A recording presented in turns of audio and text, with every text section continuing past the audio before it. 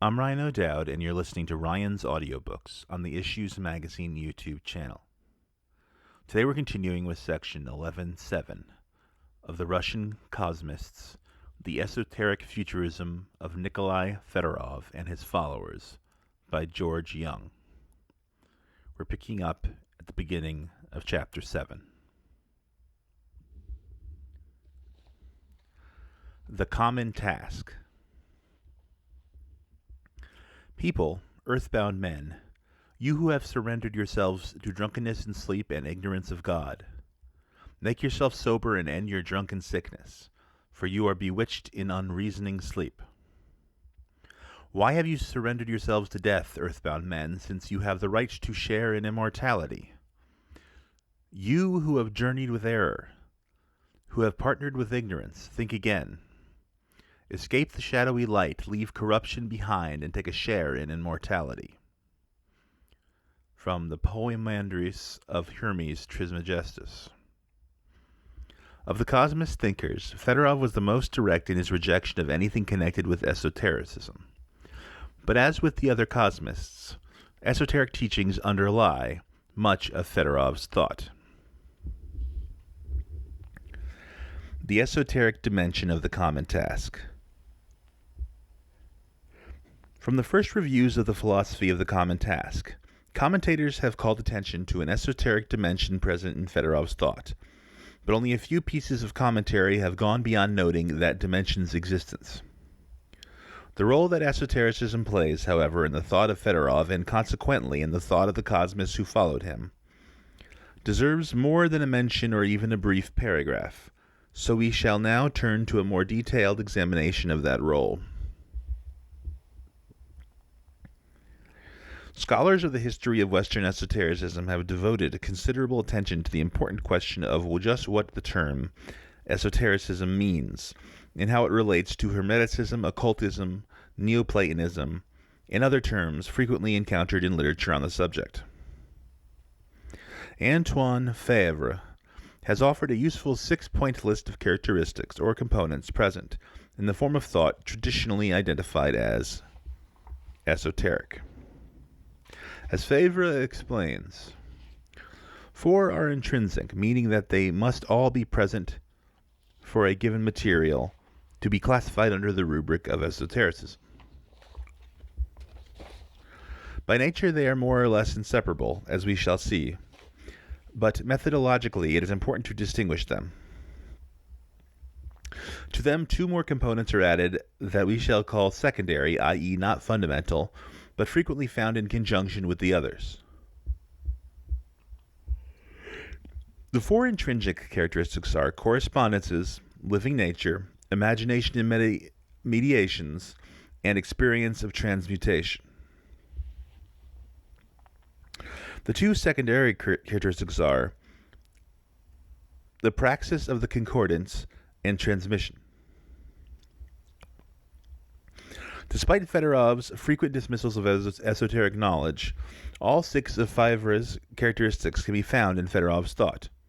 But rather than attempting to demonstrate a point-by-point correlation between Fedorov's formulations and Fevre's definition, we shall focus what seem to be some of the more obviously esoteric features of Fedorov's thought, and bring in points from Fevre and other scholars of esotericism along the way.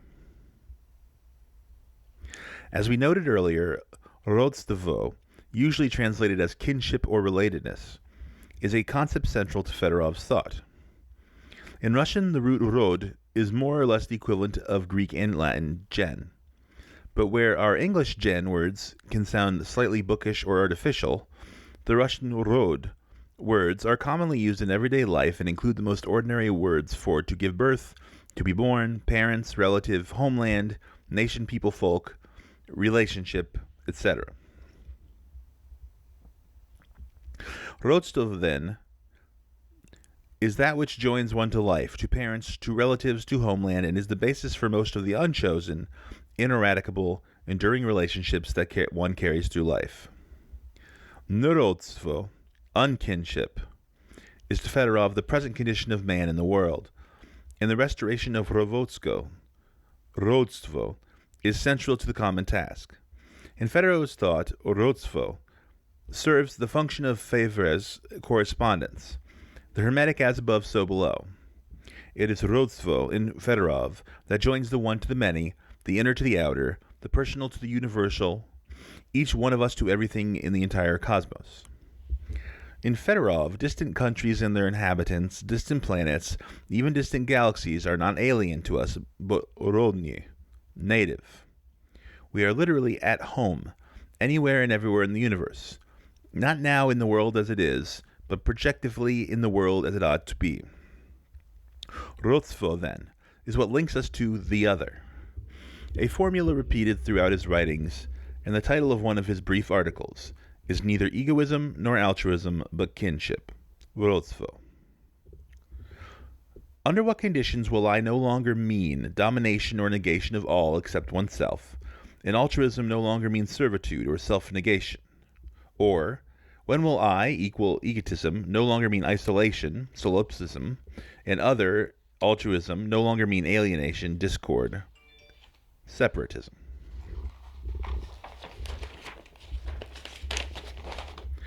The synthesis of egoism, individualism, and solipsism, and altruism can be expressed by the joining of two words, we and all. That would be the fulfillment of kinship.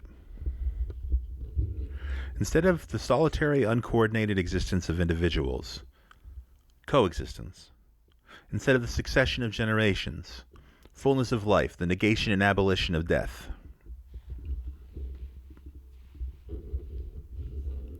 Kinship is we. With kinship, there are no others in the sense of strangers. With kinship, all means both I and my kindred, rodny, naturally, organically related, and not artificially, mechanically, externally affiliated. When all will feel and recognize themselves in all, and thereby become even more closely related, then will come multi-unity, mnogodinstvo. Fullness of kinship now exists only in the divine Trinity, and not in human multi-unity. The Church also stands for multi-unity, but only in the future and not in the present reality. In Fedorov, any particle of matter in the universe may contain the dispersed dust of one or more of our ancestors. Thus, Rodstvo is literally what joins us to everything in the universe. And Fedorov tells us in a brief essay called Parents and Resurrectors. As we begin to collect these particles of ancestral dust in the Resurrection Project, some kind of vibration between the particle and us will allow us to recognize which particle does and which does not belong to one of our ancestors. The reverberation and quivering vibration of which the molecules and dust of the dead are not incapable, and which so far have not been detected by any microphone, since that is still a crude organ of hearing. This reverberation and quivering will find a responding echo in the shuddering of particles and living beings connected by a kinship with the dead to whom the particles belong. Each particle, it seems, contains its own hidden vibration that identifies it, simultaneously distinguishing it from and linking it to others. The vibration of life in all things, a sort of esoteric precursor of DNA, is part of Fedorov's sense of what Fedorov means, living nature. In many passages throughout the philosophy of the common task, Fedorov calls nature our temporary enemy but permanent friend. By virtue of our reason, we are intended to regulate blind nature, a duty which, from Adam's time to now, through weakness, we have failed to exercise. As fallen humanity, we are now nature's slaves, and our common task is to become nature's masters, after which we shall have created paradise, and nature will truly be our eternal friend. The secret to mastery of nature is to know and utilize rational counterforces of which we are now only dimly and passively aware. As mentioned above, Fedorov saw the redirection of implements of war from horizontal to vertical aim as a symbol of the shift needed in all human interactions. All human action. A shift which he describes in another passage as from meteorology to meteorurgy, and generally from any and all ology to urgy. He speculated that someday, by erecting giant cones on the Earth's surface, people might be able to control the Earth's electromagnetic field in such a way as to turn the whole planet into a spaceship under human control. We would no longer slavishly have to orbit our sun, but could freely steer our planet wherever we wished, as, in the phrase he had used as early as 1870s, captain and crew of Spaceship Earth. The barely understood forces, macro and micro, that we are now subject to in our mortal existence will gradually fall more and more into the realm of what is known and mastered. Scientists and others will have longer lifetimes in which to explore and solve mysteries that now outlive their investigators. The great energy, whatever it is, that informs everything that exists in the cosmos, that brings life to and takes life from matter, that provides for what we in our feeble limited way can only refer to as spirit and soul and mind, all this, Fedorov says, will be understood and eventually will be directed by humanity. We and nature are kindred manifestations of the same living energy, but so far we are not acting in full consciousness of that kinship. Fedorov's view that true knowledge is neither subjective nor objective but projective, proikitivno, is his version of what Fedorov termed imagination and mediations. Properly understood, the universe, not only of human interactions but of physical and chemical interactions as well, is not an object whose existence is dependent on or independent of our existence as subjects, but it's a project which we shall either direct or fail to direct, yet for which we must bear ultimate responsibility. Projectivism is Fedorov's bridge between and alternative to idealism and materialism. It is the task of realizing ideals in the material world. Projectivism is an epistemology for artists rather than for critics, for engineers rather than for theoretical scientists, for urgists rather than for ologists. The projective imagination, then, is creative in the most literal sense. Imagination in Fedorov not only allows us to perceive the essence of the universe, but provides an image, an icon, a model for our project of refashioning the cosmos. For Fedorov and the later Russian religious cosmists, holy icons serve as projective models and intermediaries between world as it is and the world as it ought to be. These icons, theology in color, in Prince Eugene Trubetskoy's fallacious phrase, serve the sensitive barrier as portals to higher reality and offer models for the transformation of mortal flesh into immortal substance. Orthodox liturgy and ritual and the celebration of church holidays also serves as models for the world it is our task to realize. Fedorov writes about the possibility of realizing the prayer, "Give us this day our daily bread," through the scientific technology of regulating climate to ensure sufficient rain for adequate grain harvests. He presents liturgy in the cathedral as an incomplete initial blessing for the completion of liturgy outside the cathedral. Vnenhramorovi liturgia, by which he means the regulation of nature and the resurrection of the ancestors. The Orthodox Church, then, and all the rites, celebrations, and symbols associated with it, are not so important in and of themselves, but rather are potentially the prime mediations between the world we now have and the world we are meant to create. The goal of Fedorov's common task is the transformation of both humanity and the cosmos, which is as close as Fedorov gets to Febvre's experience of transmutation. Fedorov's transformation is to be both inner and outer, spiritual and physical, microcosmic and macrocosmic.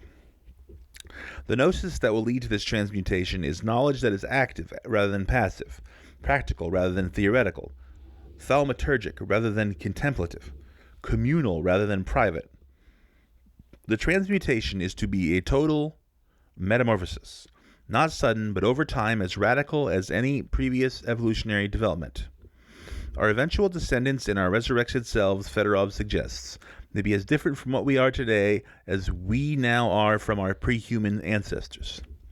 But what is most essential in Fedorov's transmutation is that we shall be both the transmuters and the transmuted. We shall not be trying to work magic in the traditional sense, but shall be using all future advanced knowledge and activity, religious, scientific, and artistic, to accomplish the kinds of transmutations that have traditionally been attempted through magic. In a brief article, The End of Orphanhood, Limitless Kinship, Fedorov outlines the transmutation he envisions. The awaited day, the day longed for through the ages, the jubilation of the immense heavens, will arrive only when the earth, having swallowed generations in darkness, moved and directed by heavenly filial love and knowledge, will begin to return those swallowed by her, and with them begin to populate the heavenly starry worlds that are now without souls and that are now coldly, and as if with sadness, gazing down at us. When, gathering and giving life to the dust of those who gave, or more truly gave up life to us, we will no longer be turning that dust into nourishment for ourselves and our descendants, which we have been forced to do because of the isolation of worlds and the necessity to live by the means that can be accumulated on our small planet, by their knowledge of matter and their powers of restoring it. Succeeding generations will already have found it possible to create their own bodies from the basic elements, and will populate the worlds and eliminate their tendencies toward discord. Then indeed the sun will begin to palpitate, as even now simple people believe they see it on the Easter morning of Holy Sunday. Then indeed even the multitudinous choirs of stars will begin to rejoice. The illusion of poets which has personified or petrified these worlds will have become the truth. But personification, or more precisely petrification, will be done no longer by thought, no longer by imagination, but in fact by an active task, delo.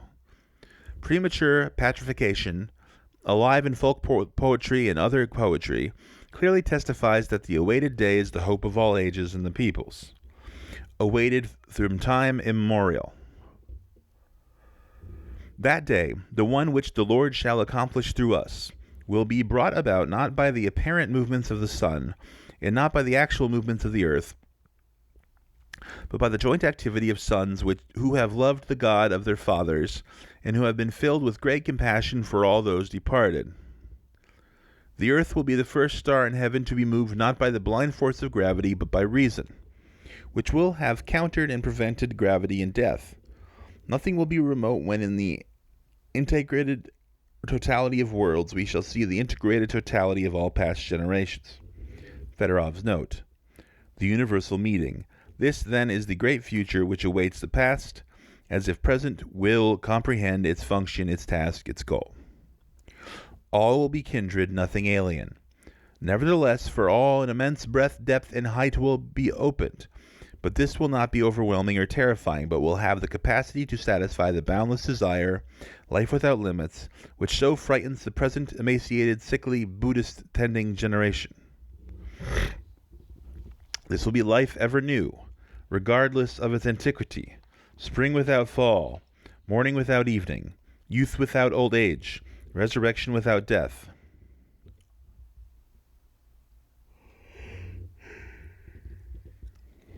However, at that time there will also be not only autumn and evening, there will also be dark night, as the hell of suffering remains in the present and past life of the human race, but it will remain only as a representation, like grief that has been lived through, and will raise higher the value of the bright day of resurrection. This day will be divine, awesome, but not miraculous. For resurrection will be a task not of miracle, but of knowledge and common labor. The awaited day, the day longed for through the ages, will be God's command and man's fulfillment. Like theosophy, anthroposophy, and other esoteric doctrines, Fedorov's teaching contends that all religions are essentially derived from one, which for Fedorov is the cult of departed ancestors.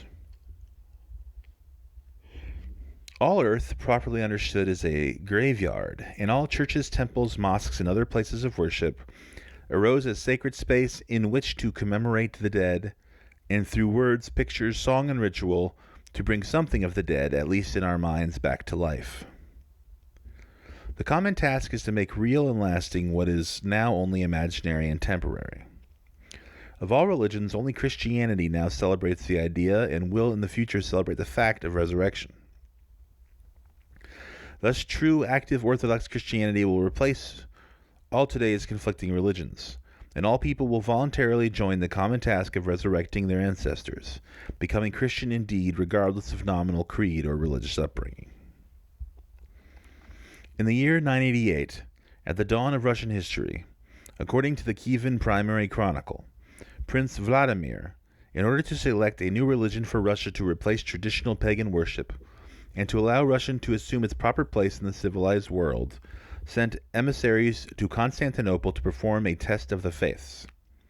After attending Jewish, Islamic, and other religious services, the emissaries were overwhelmed by the majesty and beauty of the Greek Christian services in the Hagia Sophia, and on their recommendation Vladimir dumped all the wooden and stone idols of the old Slavic gods into the Dnieper River, and decreed that henceforth Russia would be an Orthodox Christian kingdom. 900 years later, Fedorov repeated Vladimir's test of the faiths, and not surprisingly, confirmed the wisdom of Vladimir's choice. Thus, all mankind's religions, once one, now broken into disparate and often inimical factions, will again become one in Fedorov's version of Febvre's praxis of concordance. Like many esoteric thinkers, Fedorov finds that some ancient and to Europeans exotic religions retain more that is worth worshipping than do today's fallen and broken versions of the one original faith. For Madame Blavatsky, for example, that religion is Tibetan Buddhism. For Rudolf Steiner, Gnostic Christianity. For Fedorov, it is the Zoroastrianism of the ancient Iranians. In contrast with the ancient Hebrews, who, for Fedorov, represent the principle of passive optimism, believing that God, rather than their own efforts, will always see them through, and in further contrast to the ancient Indians, who represent the principle of passive pessimism, submission to the turning of the great wheel, accepting death as an equal good to life. In contrast to them, Fedorov finds in the ancient Iranians the principle of optimistic activism, the struggle of absolute good against absolute evil, the attitude which he believes has been inherited by the Slavs. The Avesta, in which all are urged to join the beautiful task, frasho karite, against the forces of evil and death, offers an ancient precedent for the common task. The ancient Iranians, to whom Fedorov believes the Slavs are related, were continental rather than insular or peninsular in outlook, land tillers rather than land seekers, and in their close relationship to the earth recognized that life is won only by constant struggle against nature. Evil, for the Zendo-Slavic peoples, is not an inescapable condition of existence as in India, but can be overcome by concerted human effort. In modern times, Indian pantheism is represented by the Germans. Hebrew monotheistic pacifism is represented by Islam, and Zendic active optimism is represented by the Slavs. The Zendo-Slavic principle is the reconciling link between the Indo-Germanic and Judeo-Islamic Semitic extremes.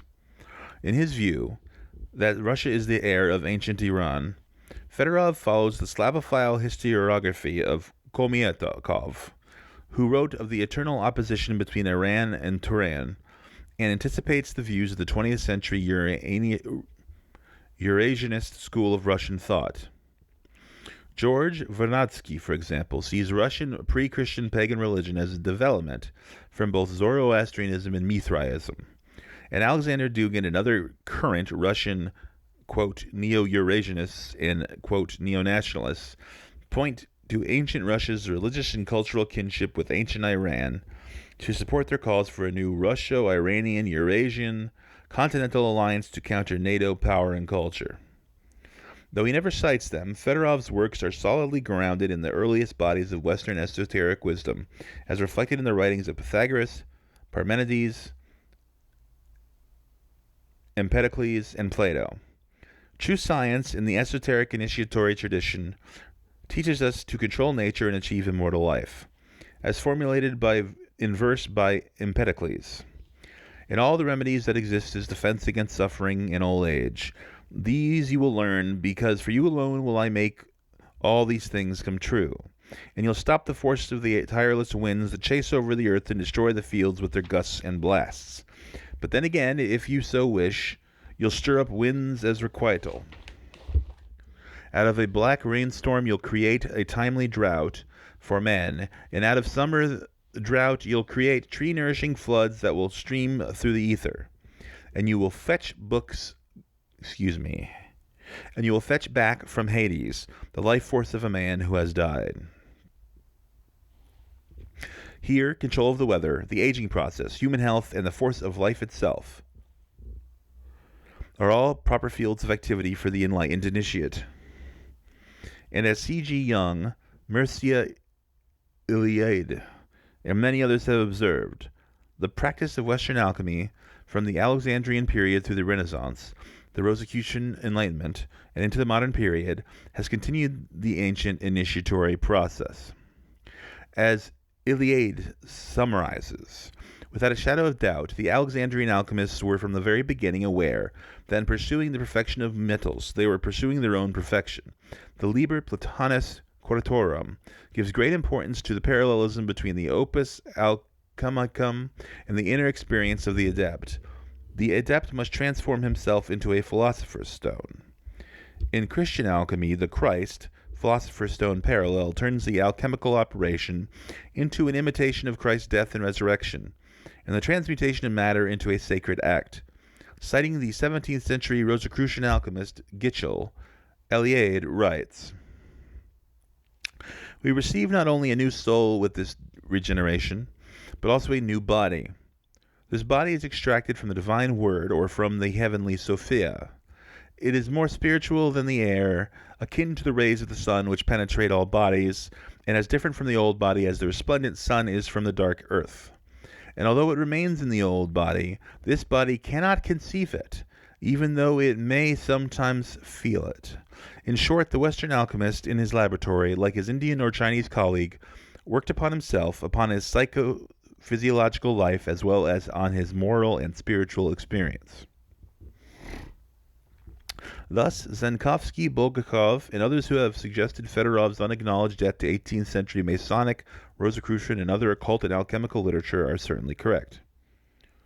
Fedorov's resurrection project parallels both the Masonic task of rebuilding oneself as one rebuilds the world, and the alchemist's transmutation of himself while transmuting matter. As we have mentioned before, Fedorov cites esoteric writers and texts only in order to dismiss them or to point out their limitations. In at least one passage in the Philosophy of the Common Task, Fedorov does admit that his rejection of occult methods is not about their efficacy or lack of it, but about their exclusivity. Even if they worked, esoteric practices were wrong because they were not open and available to all. Nevertheless, in the narrowest, most literal sense of esoteric, meaning material kept secret, hidden, occult, not open to all but accessible only by a select few, Fedorov, without intending to be so, was himself a highly esoteric writer. During his lifetime, he was known to most of his colleagues and acquaintances primarily as an erudite, saintly librarian, the one turned to when help was needed in research. But only a few people close to him knew of his ideas. He thought that every scrap of information about everyone who ever lived should be preserved, except about himself. Only a few of his friends knew anything at all about his life before Moscow, and the only autobiographical note found after his death is the one cited earlier about black bread, people shooting each other in war, and relatives who are and are not related. The few items he published were done so anonymously, and when he referred to his ideas, he wrote of them not as his own, but as the unarticulated ideas of all simple people, not at all original, but common. His hope was that someone else, perhaps someone already well known like Dostoevsky, Tolstoy, or Solovyev, would become a spokesman for the ideas he had presented to them, and his criticisms of all three are harsh and perhaps touched with bitterness for their failure to become complete advocates of the common task. The 480 copies of the Philosophy of the Common Task that Peterson and Kozhevnikov edited and paid for were published without copyright, stamped not for sale, and distributed without charge to libraries, select institutions, and individuals who requested copies. Correspondence between the editors and various individuals indicate that not all the copies were distributed, and of those distributed, not many were actually read.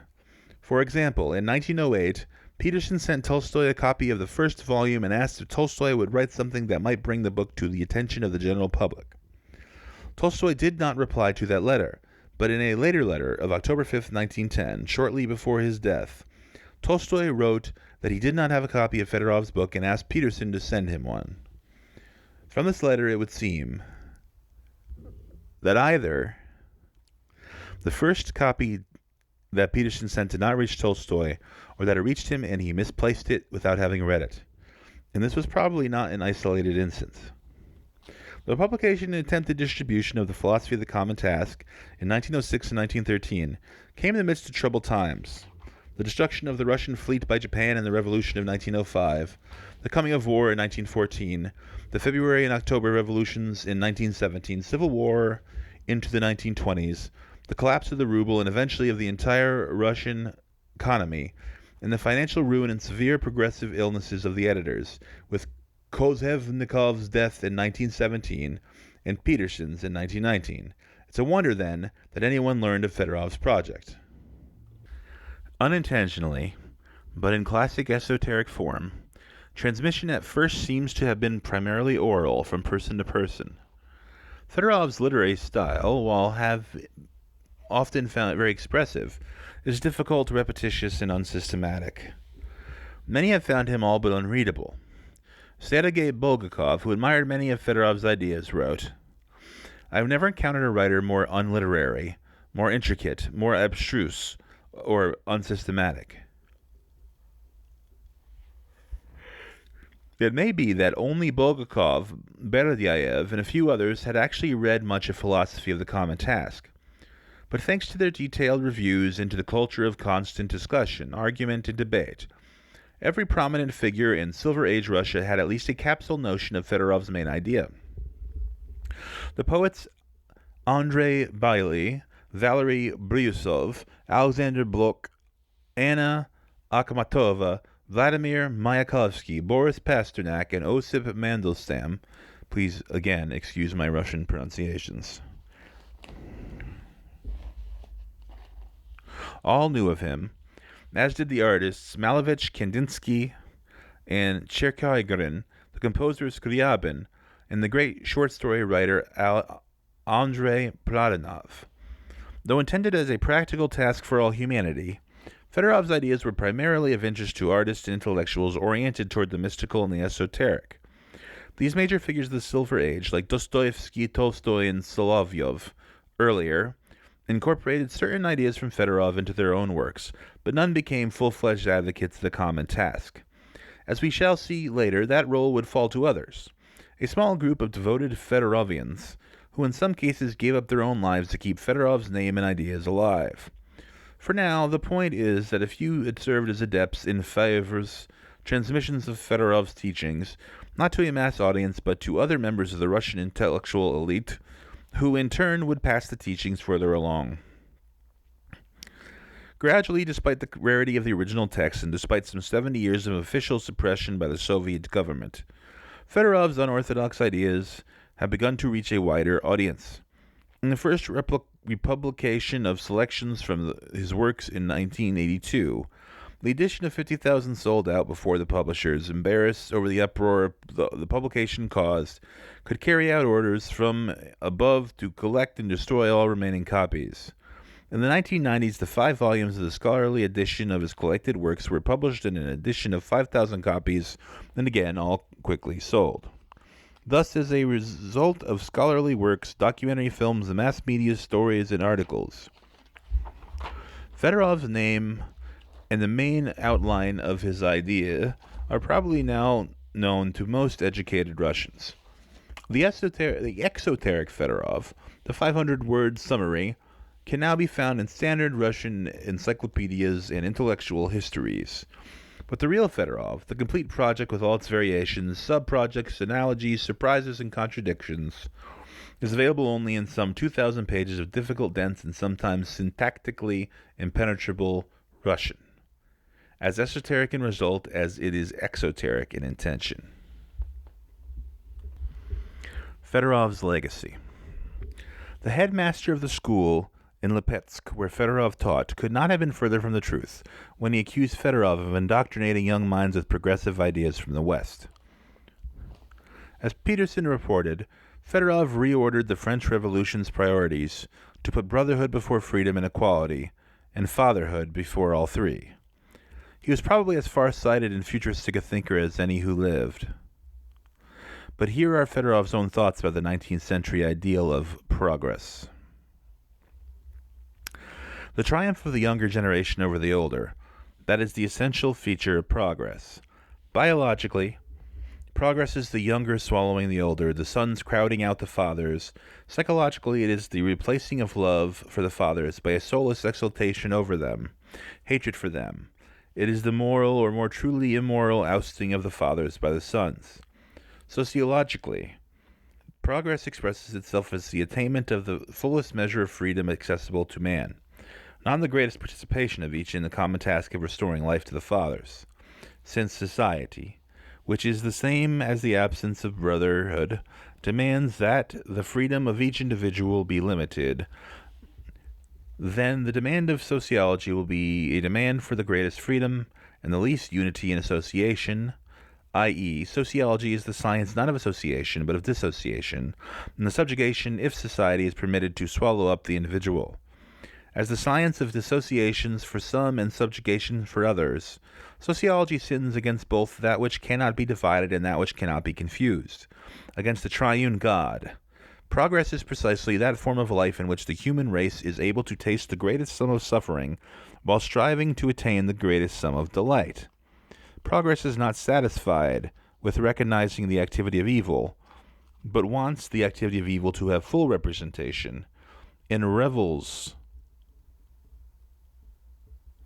in it in realistic art, while in ideal art progress struggles toward a firm conviction that the good is impossible and unreal. It revels in a representation of nirvana. Although stagnation is death and regression is no paradise, progress is a veritable hell, and the truly divine, truly human task is to save the victims of progress, to take them out of hell.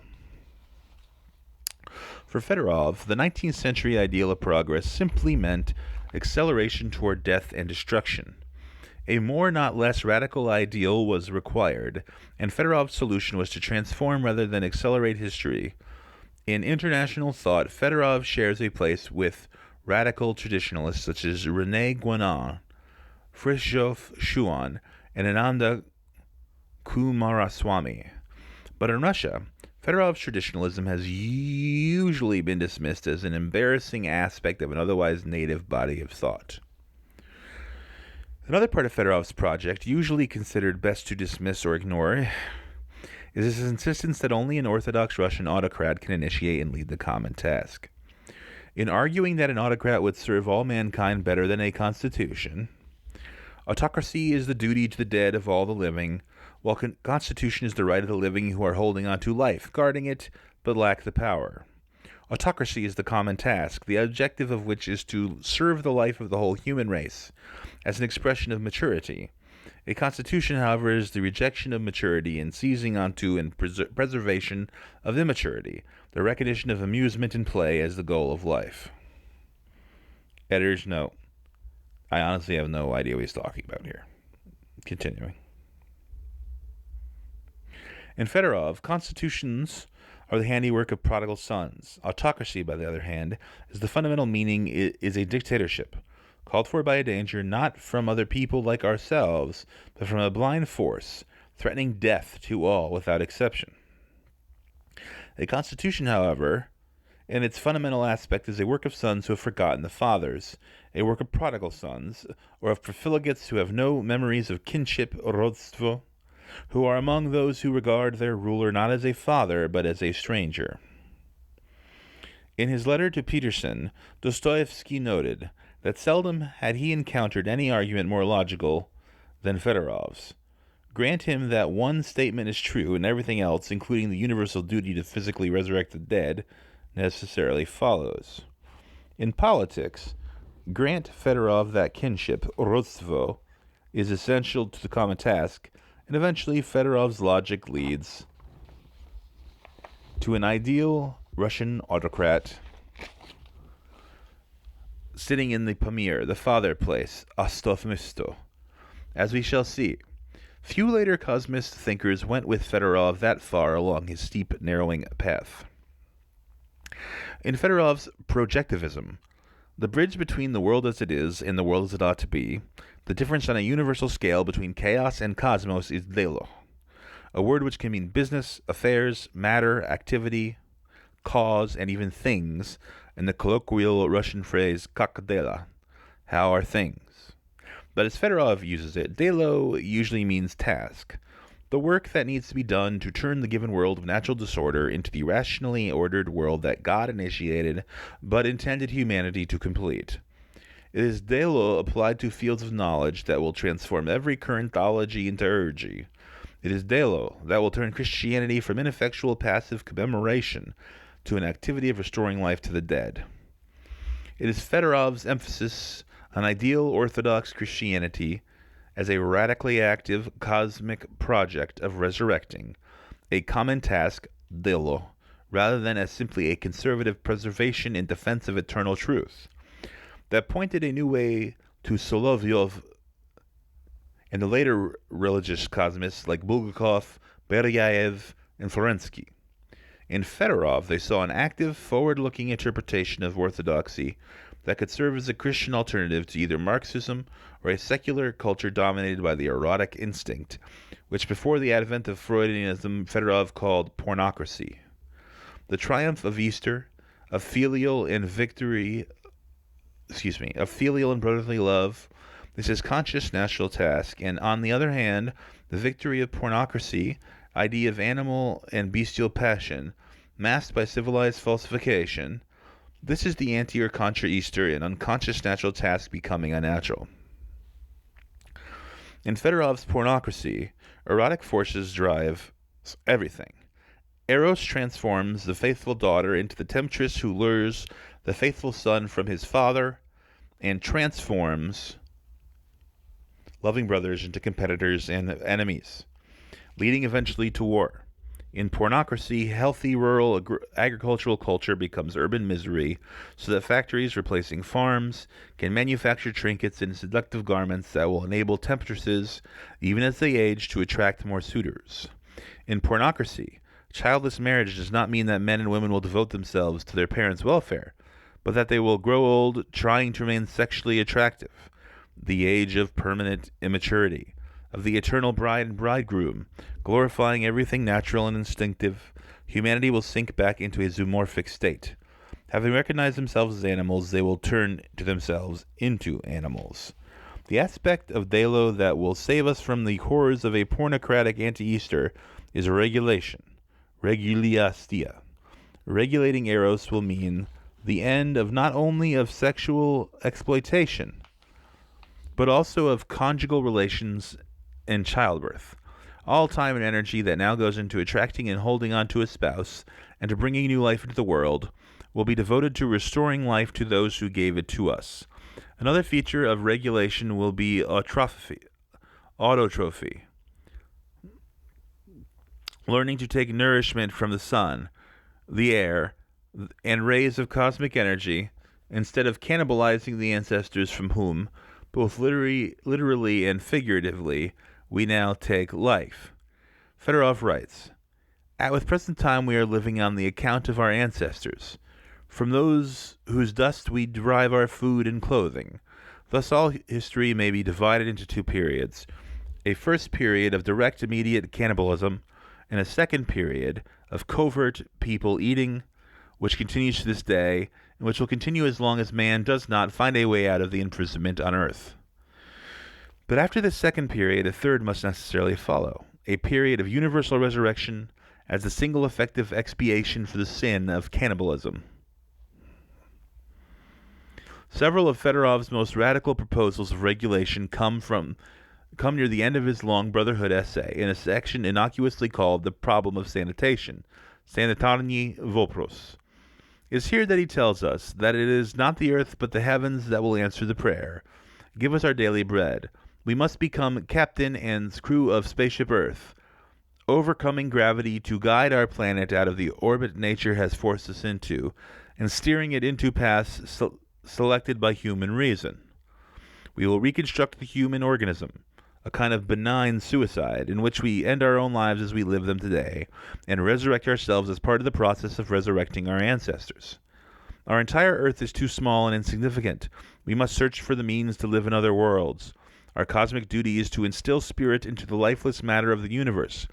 Here it must be recognized that the very cosmic force itself is helpless against death, because it contains within itself neither consciousness nor feeling.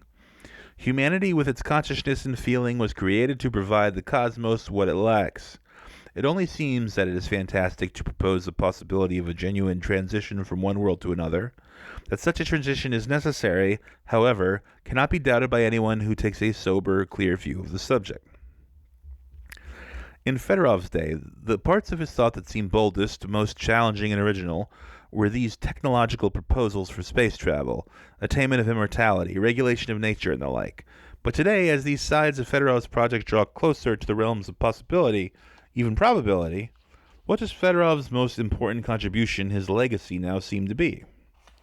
As Svetlana Smirnova suggested, the one major idea that runs from Fedorov through all the cosmists is the idea of active evolution. The idea that we now bear the responsibility for future development on this planet and eventually throughout the cosmos. As individuals, we have the ability and the responsibility to make ourselves whole again, to heal our inner dividedness, to grow as integrated personalities with mind, soul, and body functioning as one. Socially, we have the ability and responsibility to live primarily as sons and daughters, sisters and brothers, rather than each person living predominantly for himself or herself, figuratively cannibalizing our parents, so that we, in turn, may be cannibalized by our children. The idea of the organic wholeness of all can be our guide, родство, the feeling of family extended infinitely, the relationship, the kinship of all that is alive and has been alive. We are, Fedorov tells us, immature creatures, or in one of his favorite comparisons, we are all like the biblical prodigal son, still swilling with the hogs, not yet realizing that we can and should return home. We shall mature only when we cease to view ourselves as the Ptolemaic center of the universe, and recognize that we are part of a larger Copernican whole. But as Fedorov repeats, recognition is only the first step. We must not only think, but act Copernically, extending our sphere of activity farther and farther outward. Fedorov does not cite the poemandries of Hermes Trismegistus, but every section of the philosophy of the common task echoes the ancient Hermetic invitation. People, earthbound men, you who have surrendered yourself to drunkenness and to sleep and ignorance of God, make yourself sober and end your drunken sickness, for you are bewitched in unreasoning sleep.